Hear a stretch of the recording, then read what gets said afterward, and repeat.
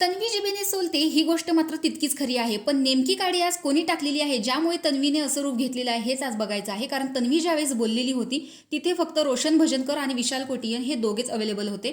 तर मुद्दा असा आहे, की ज्यावेळेस नॉमिनेशन कार्यामध्ये तन्वीला वाचवलं गेलं विशाल कोटियनकडून, त्यावेळेस तन्वीचं असं म्हणणं होतं, की थँक्यू तुम्हाला वाचवल्याबद्दल, पण हा गेम आहे आणि दॅट्स माय गेम, असं तिनं येऊन विशालला सांगितलेलं होतं.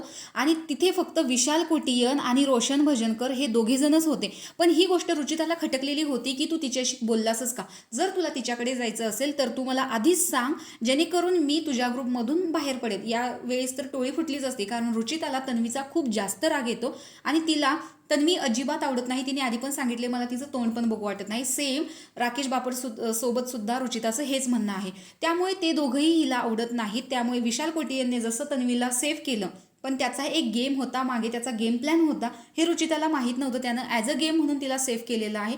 पण याचा राग अजूनही रुचिताच्या मनात खूप आहे, की तू तन्वीला सेव्ह का केलंस आणि तू तन्वीशी का बोलतोस. तिचं असं म्हणणं आहे, की तिला बायकॉट करायचं, तिच्याशी अजिबात बोलायचं नाही.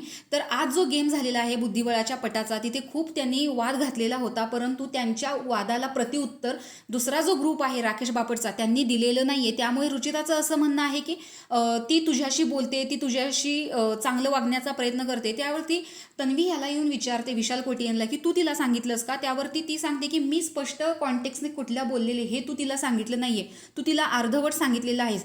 त्यावरती विशाल कोटियन म्हणतो, तू जे सांगताना तिथे कोण होतं? तर रोशन भजनकर आणि विशाल कोटियन हे दोघेच होते.